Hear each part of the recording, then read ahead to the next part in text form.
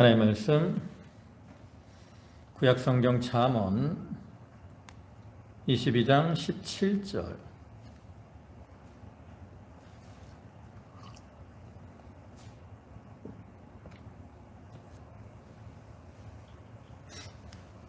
잠언 22장 17절입니다. 구약성경 페이지로는 935쪽. 17절 말씀부터 끝에 29절까지 말씀입니다. 한 절씩 교독하겠습니다. 너는 귀를 기울여 지혜 있는 자의 말씀을 들으며 내 지식에 마음을 둘지어다.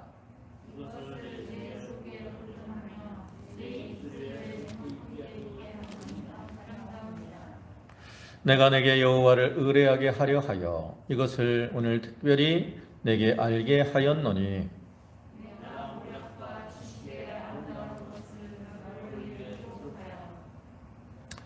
내가 진리의 확실한 말씀을 깨닫게 하며 또 너를 보내는 자에게 진리의 말씀으로 회답하게 하려 함이 아니냐.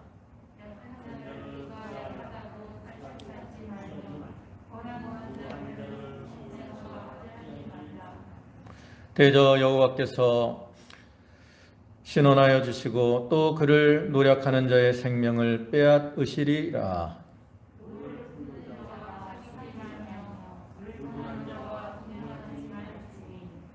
그의 행위를 본받아 내 영혼을 올무에 빠뜨릴까 두려움이니라.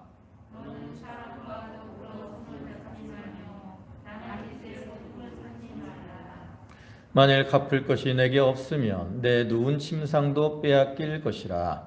내가 어찌 그리 하겠느냐.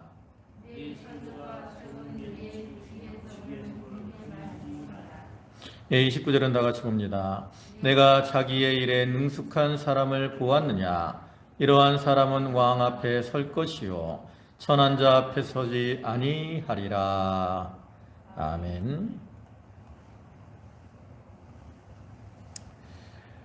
예, 오늘 잠언 22장 17절부터 29절까지 보셨는데요. 우리가 앞에 잠언 10장 1절부터 22장 16절까지 말씀은 그 여러 주제로 구성된 솔로몬의 두 번째 잠언이었습니다.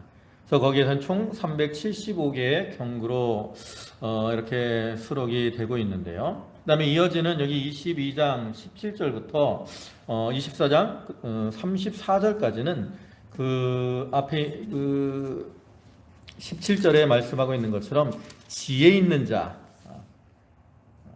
즉 익명의 현자들이 교훈을 수록하고 있는 내용입니다.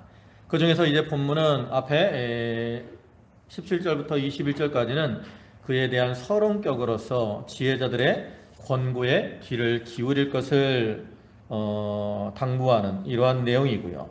그 다음에 이어지는 22절부터 내용은 그러한 현자들의 잠언 한 30가지의 교훈이 이제 나타나고 있는데 그 중에 이 5가지의 교훈을 나열하고 있는 이러한 부분으로 이제 구분이 됩니다. 그래서 이러한 내용을 통해서 이 저자는 하나님의 백성으로 하여금 하나님의 진리의 말씀에 철저히 순종함으로 하나님의 백성다운 그러한 아름다운 삶을 살아가도록 권고를 하고 있는 거죠. 그래서 이러한 이 세 번째 이 잠언 모음집의 특징은 그 앞에 두 번째 이 잠언의 모음집과는 명확하게 구분되는 몇 가지 특징이 있습니다. 첫째로는 구성상의 특성으로서 이 잠언집은 그 앞에 나타난 두 번째 잠언집이 지향하던 어떤 평행적인 기법에서 탈피해서 하나의 긴 문장을 이렇게 구성이 되어 있다라는 것이고요. 네, 두 번째 특징은 내용상의 특징으로서 그 앞에 두 번째 잠언집이 그 한 절 한 절이 완전한 어떠한 사상을 내포하고 있었다면 이제 여기 나타나는 것은 뭐 2절이나 3절 이런 것들이 이제 그 자기가 주장하는 그러한 사상들을 표현을 하고 있습니다. 네, 세 번째 차이는 대부분의 구절에서 하지 말라라는 이러한 어떤 부정령을 사용함으로써 경고의 의미를 부각하고 있는 그러한 내용들이 많이 나타나고 있습니다. 그리고 여기 나타난 이 내용들은 이제 어떤 이 학자들은 이 세 번째 잠언집의 어떤 교훈과 지혜자의 교훈과 그 형식이 그 애굽의 어떤 지혜 문학과 유사하다라고 봐서 그 애굽의 이 지혜 문학과 밀접한 그러한 관계가 있고 그 애굽의 지혜 문학에 영향을 받아서 기록이 되었다라고 주장을 합니다. 뭐 유사한 점이 많아요. 뭐 30개 교훈으로 이렇게 구성이 돼 있다거나 내용적인 면에서도 유사한 점이 많이 있지만 사실은 그 당시에 어떤 지혜자들의 이 교훈들이 유사한 점들이 많이 있습니다. 그러나 여기 본문의 이제 앞부분에 전반부에 나타난 것처럼 그 하나님의 주시는 말씀, 하나님의 주시는 말씀에 귀를 기울일 것을 요구하고 있는 것을 볼 때 여기 나타난 이 말씀도 다른 성경이나 또는 다른 이 잠언의 다른 부분들과 마찬가지로 이 성령의 감동을 받은 지혜자가 이렇게 하나님의 백성들이 지향해야 될 그 삶의 바람직한 모습을 제시하는 것으로 우리가 보는 것이 합당한 거죠.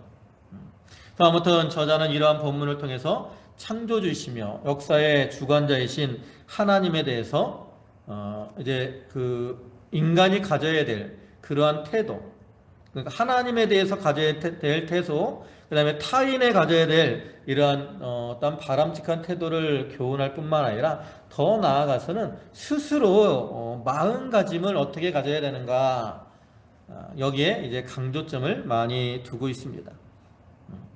이렇게 어떤 마음가짐에 대해서 강조를 하는 이유는 우리가 알다시피 하나님은 외모를 보시는 그러한 하나님이 아니라 중심을 보시는 하나님이기 때문에 우리가 외적으로도 바로 하는 것이 중요하지만 내적 중심, 마음을 바로 세워나가는 것이 더 중요하다라고 교훈을 하는 거죠. 우리가 외적으로 아무리 경건한 척하고 거룩한 척하고 깨끗한 척 이렇게 살아갈지라도 그 중심이 하나님 앞에 바로 되지 못하면 하나님은 그러한 자를 책망하신다라는 거죠. 예수님 당시에 이 바리새인들이 외적으로는 참 율법을 잘 지켰지만 예수님께서 그들을 향해서 외식하는 서기관들과 바리새인들이여 그러면서 화가 그들에게 있을 것이다 라고 말씀하셨어요. 또한 예수님께서는 마음속으로 형제를 미워하는 자도 이미 살인한 자이고 여자를 보고 음욕을 품는 자도 간음한 자이다 라고 하심으로 그 마음의 정결을 많이 강조하셨다라는 거죠. 그래서 우리가 이 하나님 나라의 윤리는 어떤 외적으로 바로하는 것도 중요하지만 그 마음 중심을 우리가 바로하는 것이 더 중요하다는 것, 우리가 그것을 깨닫고 이제 진리에 바로 서서 우리 마음을 정결케 하고 그를 통해서 또 우리의 행위도 바르게 만들어 나가는 그러한 성도들이 되도록 해야 됩니다. 그래서 오늘 우리가 말씀을 통해서 참 하나님의 자비로우심으로 이렇게 부르심을 받고 구원을 받은 우리 성도들은 우리에게 참된 생명과 평안을 주는 그리스도의 마음을 품고 그 다음에 하나님이 원하시는 그러한 지혜를 가지고 성실히 실천해 나가는 그러한 성도들이 다 되도록 해야 되겠습니다. 이제 앞부분에서는 이제 그 지혜자의 말에 귀를 기울일 것을 교훈하는 내용인데요. 먼저 17절에 너는 귀를 기울여 지혜 있는 자의 말씀을 들으며 내 지식에 마음을 둘지어다. 이것을 내 속에 보존하며 내 입술 위에 함께 있게 함이 아름다우니라. 이거는 이제 지혜를 사모하고 지혜를 가까이 하고 거기에 귀를 기울여야 될 것을 말하는 거죠. 그래서 이것은 이제 잠언 앞에 4장 20절이나 5장 1절과 유사한 교훈입니다. 그래서 잠언 4장 20절에서는 내 아들아 내 말에 주의하며 내가 말하는 것에 내 귀를 기울이라 그랬고요. 또 5장 1절에서도 내 아들아 내 지혜에 주의하며 내 명철에 내 귀를 기울여서 그랬어요. 이렇게 지혜의 길을 기울이라고 하는 것은 이 지혜가 우리 사람들에게 생명과 또 참된 축복을 보장하는 것이기 때문에 힘써 지혜를 구하고 또 그 훈계에 길을 기울이고 살아가야 될 것을 권면하는 거죠. 그런데 여기 보면 지혜 있는 자의 말씀에 기울이며 지혜 있는 자의 말씀을 들으며, 그러니까 여기 있는 지혜 있는 자, 이것은 이제 여기 나타난 이 잠언의 경구들을 기록한 여러 명의 현자들을 가리킵니다. 그러니까 이 잠언을 기록할 당시에 이 좀 알려져 있는 그러한 현자들이 이 잠언을 이렇게 모아가지고 이렇게 세 번째 잠언집을 구성을 한 거죠. 네, 이러한 자들의 말씀을 들으며 중요한 것은 내 지식을 마음을 둘지어다. 마음을 둘지어다.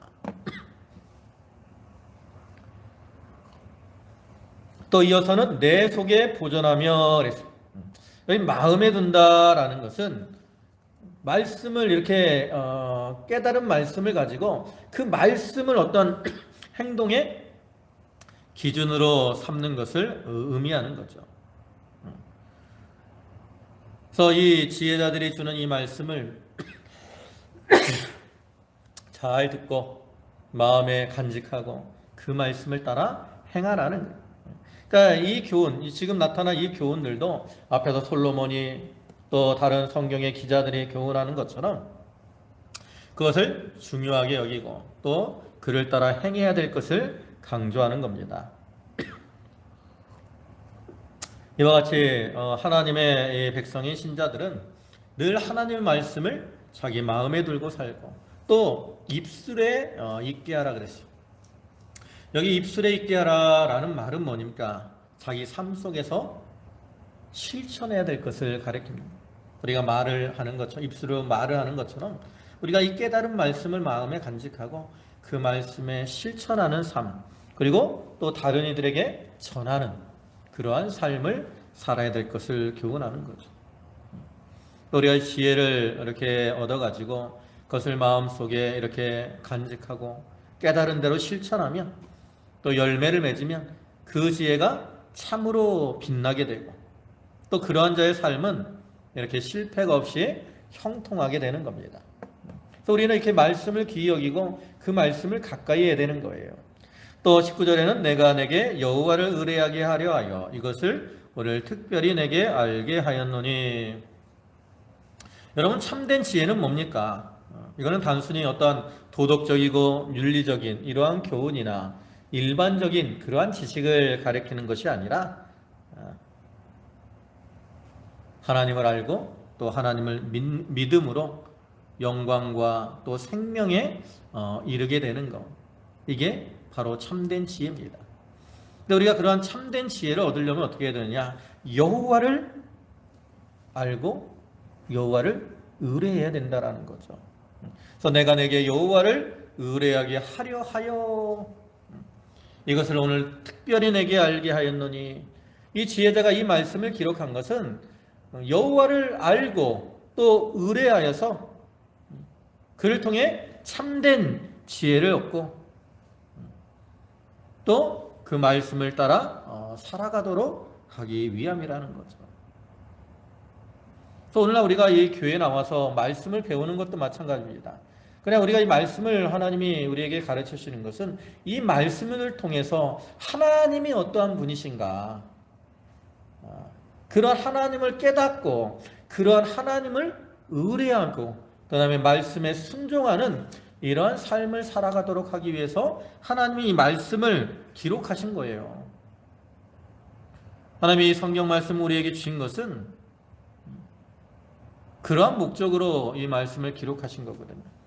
그래서 우리는 이 말씀을 통해서 참 하나님을 바로 알고 그다음에 하나님을 의뢰하면서 이제 하나님이 원하시는 그러한 모습대로 살아가도록 힘을 써야 되죠.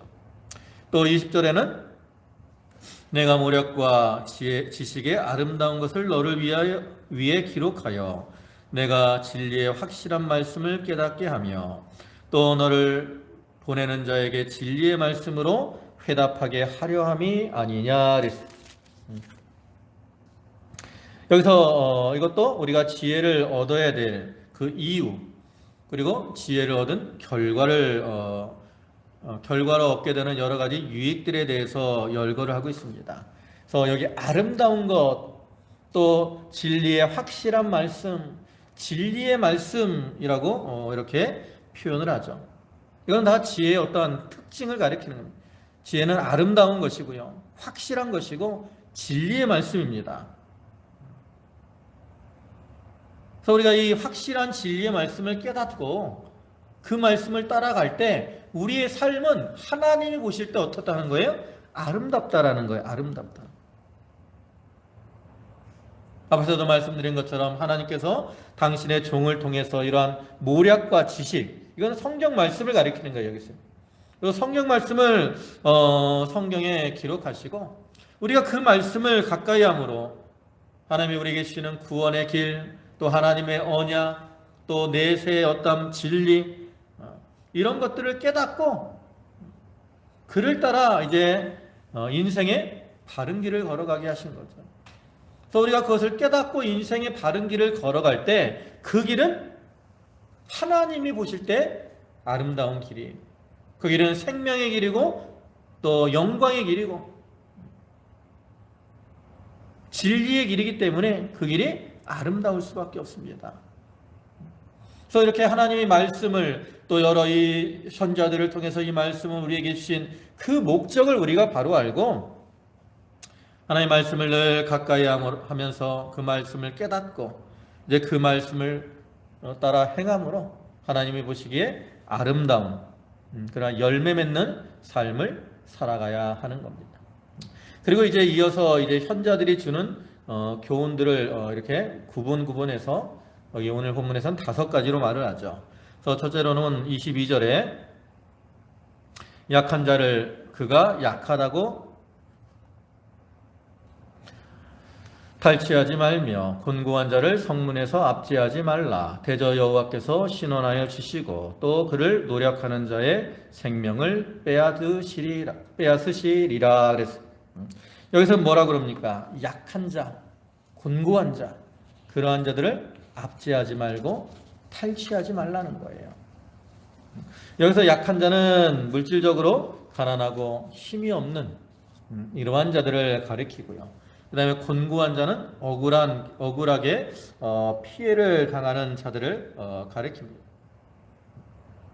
여기 특별히 성문에서 압제하지 말라 그랬어요. 여기 구약시대 성문은 무슨 장소입니까? 원래 재판을 하는 그러한 장소이거나 아니면 상거래를 행하는 그런 어떤 공공적인 이러한 장소입니다. 이 성문에서 압제한다는 것은 어떤 권세를 가지고 이렇게 약하고 곤고한 자들을 압제하는 것을 가리키죠. 근데 그렇게 하지 말라는 거예요. 그러니까 이거를 이제 반대로 해석하면 우리 성도들은 이 세상에서 고난 가운데 있는 그러한 연약한 자들, 곤고한 자들, 그들에게 관심을 두고 그들을 돌아보라고 권면을 하는 겁니다. 우리가 성경의 여러 곳을 보면 하나님께서 이렇게 연약한 자들을 돌보지 않고 그들에게 이 불의한 재판을 하는 이 패역한 자들에 대해서 하나님께서 엄하게 심판하실 것이다 라고 경고를 하고 있습니다. 그와 같이 오늘날 우리가 이 연약한 자들 또 곤고한 자들을 돌아보지 않고 오히려 그들을 압제하거나 또 그들의 것을 빼앗으면 그러한 자들이 하나님 앞에 부르짖게 되고 그러면 하나님께서 그들의 부르짖음을 들으시고 그들을 신원해 주실 뿐만 아니라 그 약탈하고 빼앗는 이 패약한 자들은 하나님이 반드시 심판하시는 거예요. 그래서 에스더서를 보면 이 모르드게가 성문에서 곤고한 가운데 있을 때 하만이 그러한 이 모르드게를 압제하잖아요. 그 결과가 어떻게 됩니까? 하만이 죽임을 당하고 말았다라는 거죠. 우리 타락한 인간들은 보통 어떠한 이 짐승의 세계와 비슷해요. 짐승의 세계가 어떤 세계입니까? 약육, 강식의 세계지. 약한 자들은 먹히고 강한 자들은 먹는 이러한 시대예요. 근데 사람들도 그런 모습으로 행할 때가 많이 있다라는 거죠. 그래서 이 타락한 인간들은 약한 자들은 압제하고 강한 자들에게는 압으로 하는 그러한 경우가 많습니다. 그러나 하나님은 공의로운 그러한 하나님으로서 이렇게 약한 자들을 학대하고 그들의 재산을 빼앗고 탈취하는 그러한 자들의 행위를 결코 방관하거나 또 용서하지 않으셔요.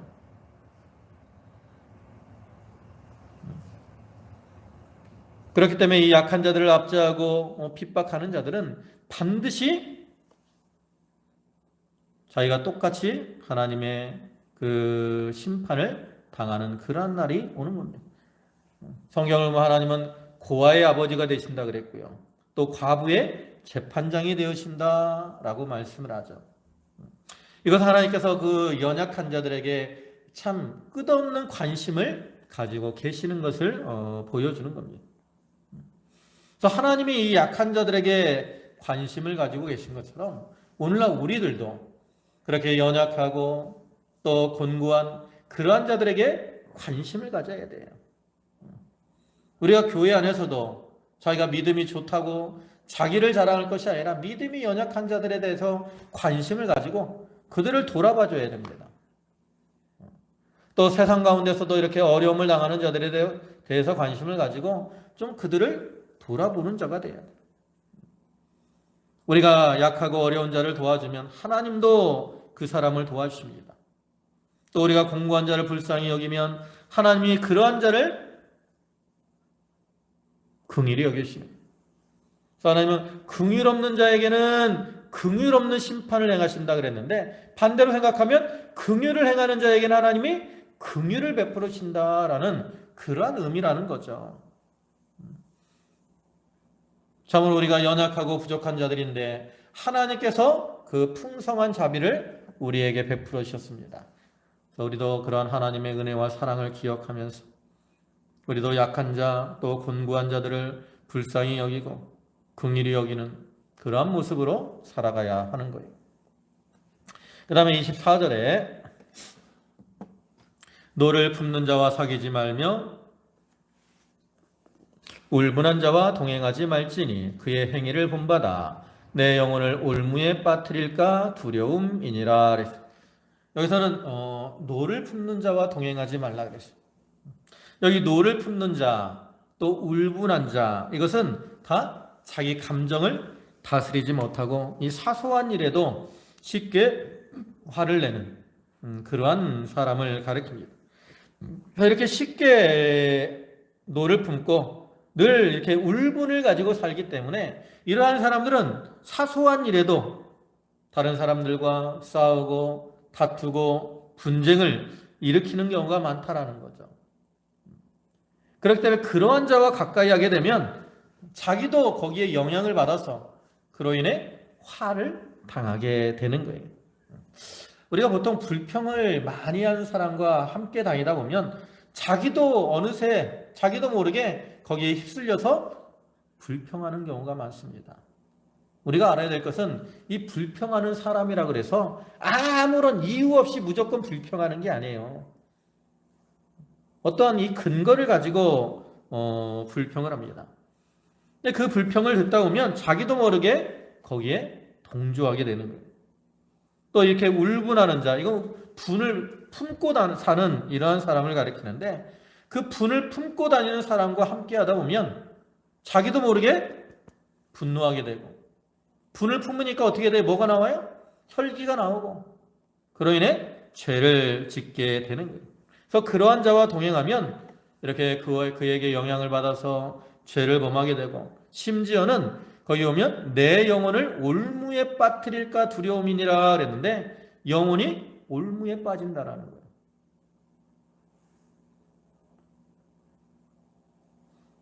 그래서 우리가 어떤 사람과 이렇게 동행을 하느냐 이게 참 중요합니다. 그래서 우리가 자녀들에게도 좋은 친구를 사귀라고 이렇게 가르치는 것도 누구와 이렇게 함께 하느냐가 그 사람의 인생에 많은 영향을 끼치기 때문에 그렇죠. 여러분 이렇게 얌전하던 사람도 노조에 이렇게 가입을 하잖아요. 그럼 노조에서 맨날 노조는 요즘 뭐 노조가 정상적인 것도 많아요. 나쁘다는 게 아닌데 우리나라 노조는 약간 이게 좀 왜곡이 됐어요. 그래갖고 뭐 이렇게 무조건 반대하고 정치 운동하고 이런 것들이 많다고. 근데 거기에 자꾸 휩쓸리면 어떻게 돼요? 나중에 그 사람이 거기에 사상이 거기에 빠져가지고 똑같이 된다고. 그래서 우리는 이 노를 품는 자와 동행하지 말고 또 울분한 자와 함께하지 말고 우리가 인간관계를 잘 지혜롭게 나가야 돼요. 뭐 그런 사람은 아주 뭐 우리가 상대하지 말라는 그러한 의미는 아니에요. 이렇게 사람이 노를 품고 있을 때 또 울분했을 때 이렇게 그들에게 좋은 말로 해주고 권면을 해주고 그래도 듣지 않으면 이제 좀 어느 정도 간격을 두고 이렇게 사는 것이 참으로 지혜로운 거라는 거죠. 그 다음에 이어서 26절에 여기는 이제 어떤 보증에 대한 교훈이죠. 그래서 26절 보면 너는 사람과 더불어 손을 잡지 말며 남의 빛에 보증을 서지 말라. 만일 갚을 것이 내게 없으면 내 누운 침상도 빼앗길 것이라. 내가 어찌 그리 하겠느냐. 우리가 잠언을 보면 이렇게 보증을 하지 말아야 될 것에 대해서 많이 교훈을 하죠. 여기서는 특별히 손을 잡지 말라 그랬어요. 뭐 이 사람과 손을 잡으면 보통 어떤 친근한 관계를 얘기하는데 여기서 손을 잡지 말라라는 말은 뭐 그 사람 누구를 사귀지 말라라는 그러한 의미보다는 이렇게 보증하는 사람과 동업하거나 하지 말아야 될 것을 교훈하는 거죠. 그래서 우리 요즘은 이제 보증보험이라는 게 참 잘 발달해서 우리가 보증 설 일이 있으면 그냥 보험에 들으면 됩니다. 근데 옛날에는 보증을 어떻게 해서 친분 관계에 의해서 보증을 많이 했다고. 아버지가 아들에게 보증을 하고 또 친구가 부탁하니까 보증을 하고, 그죠? 형제가 부탁하니까 보증을 하고. 근데 문제는 뭐예요? 잘 되면 상관이 없어. 뭐 잘 되면 다행이죠. 근데 문제는 이렇게 보증까지 요구해서 이렇게 뭘 할 때 대부분이 잘 되는 경우보다는 잘못되는 경우가 많다라는 거죠. 근데 이제 이 잘못되면 그 사람 한 사람만 망하는 것이 아니라 그 보증을 서준 사람들까지도 다 어떻게 돼요? 영향을 받아요. 보증을 서준 사람들이 대신 빚을 갚아줘야 된다. 그로 인해서 자기도 이제 어떤 망하게 되는 경우가 많죠. 여기서 그래서 보면 뭐예요? 내 누운 침상까지도 빼앗길 것이라 그랬잖아요. 여기 내 누운 침상은 생활에 꼭 필요한 것을 가리키는 겁니다. 잠자리 하기 위해서 꼭 필요한 건데 그것까지 빼앗길 만큼 보증을 쓰면 그로 인해 폐해가 크다라는 거죠. 우리가 보통 친분에 의해서 보증을 쓰는데 이렇게 보증 섰다가 잘못되면 오히려 그 사람과의 관계가 어떻게 돼요? 더 나빠진다라는 거예요. 그래서 옛날 이병기 목사님은 이 보증에 대해서 강의에서 이렇게 말씀했어요.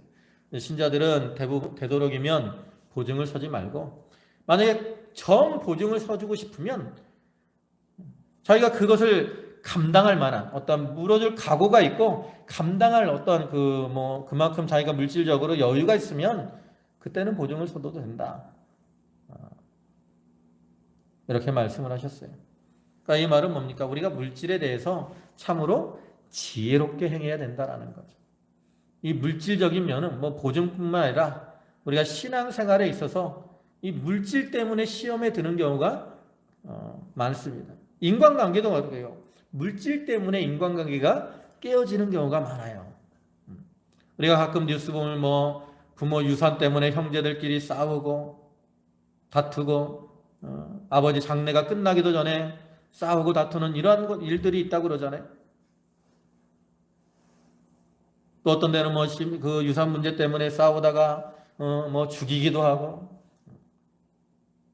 이러한 일들이 일어나는 경우가 많아요. 뭐 때문에? 물질 때문에. 그래서 돈을 사랑하는 것이 일만하게 뿌리가 된다. 이렇게 말씀을 하고 있는데 이 물질 문제는 어떤 사람과의 관계에 있어서도 참 많은 어떤 문제가 어떤 분쟁의 원인이 되기도 하고요. 또 신앙의 길에 있어서도 우리를 시험에 빠지게 하는 그러한 어떤 1차적인 원인이 되는 경우가 많이 있습니다. 그래서 우리는 이런 물질에 대해서 항상 지혜롭게 잘 행해야 된다라는 거죠. 그래서 그것을 이제 이 보증의 문제를 통해서 이렇게 교훈을 하는 겁니다. 그 다음에 28절에 내 선조가 세운 옛 지게석을 옮기지 말지니라 그랬어요. 여기 지게석이라는 것은 땅의 경계를 표시하는 그러한 돌이죠. 근데 옛 지게석이니까 여기서 이제 더 이전에, 즉 이스라엘 백성들이 이제 가나안 땅에 들어갔을 때 여호수아가 우리가 이제 오늘 요즘 새벽 예배 시간에 여호수아 말씀 배우고 있는데 이제 뒤에 보면 우리가 지금 가나안 북부 정복하는 것까지 살펴봤거든요. 이제 그 뒤에 보면 이제 땅을 분배하는 기업 분배하는 모습이 나옵니다.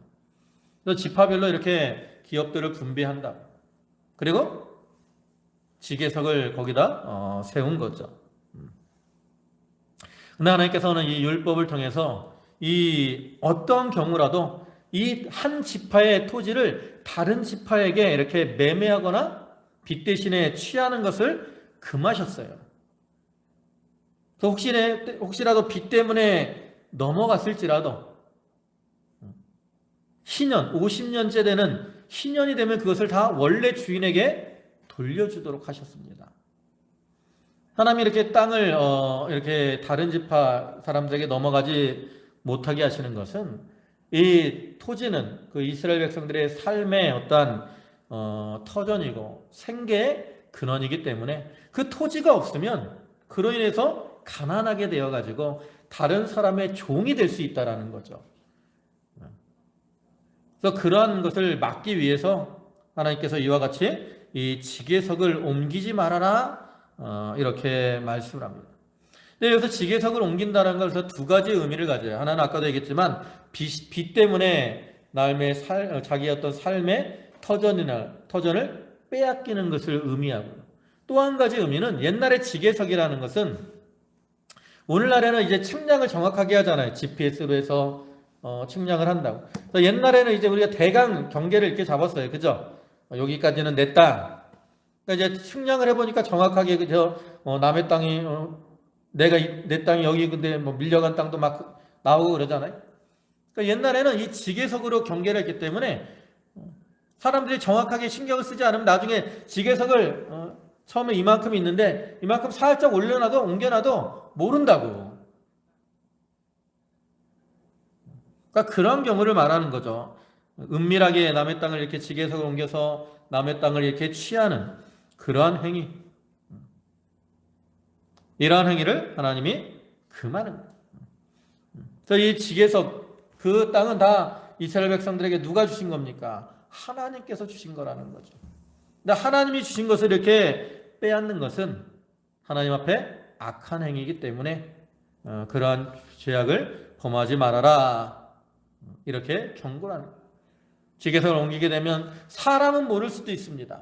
그러나 하나님은 모든 것을 감찰하시는 그러한 하나님이시기 때문에 다 아시기 때문에 어떻게 해요? 그에 대해서 반드시 심판을 하신다라는 거죠. 그래서 호세아 5장 10절을 보면 유다 지도자들은 경계표를 옮기는 자 같으니 내가 나의 진노를 그들에게 물같이 부으리라 그랬습니다. 이 지게표 경계표를 옮기는 자에게는 하나님이 진노를 물과 같이 쏟아 부으신다라는 거예요. 그래서 이거는 오늘날 우리가 남의 것을 이렇게 속이고 빼앗는 이러한 일들을 하지 말아야 될 것을 경계하는 것이고요. 네, 마지막 29절에 내가 자기의 일에 능숙한 사람을 보았느냐 이러한 사람은 왕 앞에 설 것이요 천한 자 앞에 서지 아니하리라. 여기 자기 일에 능숙한 사람을 보았느냐 그랬는데 여기는 옛날 개혁성경에서는 근실한 자를 보았느냐 그랬어요.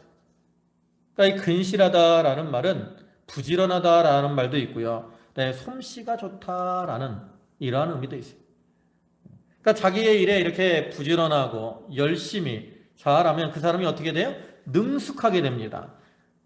능숙하게 되면 다른 사람들이 이제 그 사람을 인정해줘요. 그래가지고 높아지기 때문에 왕 앞에 서게 된다라는 거예요. 그러니까 이 말은 높아지려고 하는 마음보다 자기에게 주어진 일을 잘 감당하면 그러한 자들은 자기가 높아지려고 하지 않아도 높아지게 될 것이다 라고 교훈을 하는 거죠. 그래서 여기 나타난 것처럼 이 지혜자들이 여러 가지 몇 가지로 교훈을 합니다. 일단 지혜를 구해야 될 것을 교훈하면서 내 약한 자를 탈취하지 말고 곤고한 자를 압제하지 말고 또 너를 굽는 자와 사귀지 말고 동행하지 말고 그다음에 어떠한 빚 보증에 대한 그러한 교훈, 그다음에 지게표를 옮기지 말아야 될 것, 이런 여러 가지 것들을 우리에게 교훈합니다. 우리가 이러한 교훈을 따라서 참 하나님이 금하시는 것을 하지 말고 하나님이 원하시는 그러한 모습으로 행함으로 하나님 보시기에 아름다운 인생길을 걸어가는 그러한 성도들이 다 되도록 해야 되겠습니다. 기도하시겠습니다. 전능하신 아버지 하나님, 하나님께서 지혜자들을 통해서 모략과 또 지식을 기록하시고 저희가 그 말씀을 통해서 참 하나님의 진리 말씀을 깨닫고 또 그 말씀을 마음에 두고 그대로 걸어가므로 하나님 앞에 아름다운 그런 삶을 살아가라고 교훈하여 주셨사오니 주여 감사를 드립니다. 아버지 하나님, 저희가 주신 이 말씀을 마음에 새기고 이제 그 말씀을 따라 행하는, 그러므로 하나님을 기쁘시게 하는 저희 모든 성도들이 되게 하여 주시옵소서. 약한 자들과 곤고한 자들을 압제하고 탈취하지 않게 하시고 아버지 하나님, 저희가 분을 노하거나 또 울분한 그런 모습으로 행하지 않도록 아버지 붙들어 주시옵소서. 물질에 대해서도 바로하게 하시고 지게표를 옮기지 않는 것처럼 남의 것을 빼앗거나 속이는 그러한 삶을 살아가지 않도록 주여 저희를 인도하여 주시옵소서. 아버지 하나님, 참으로 이 지혜의 말씀들이 귀한 줄 알고 그 말씀을 늘 가까이 하고 그 말씀을 마음에 새기고 말씀을 따라 행함으로 아름다운 열매를 맺혀서 하나님께 영광 돌리며 또 하나님을 기쁘시게 함으로 복되고 형통한 삶을 살아가는 저희 모두가 되게 하여 주시옵소서. 아버지 하나님, 이렇게 신방을 하는 가운데 있습니다. 하나님께서 친히 함께 하시고 성령으로 위로하시고 권면하여 주시옵소서. 예수님의 이름으로 기도 올리옵나이다. 아멘.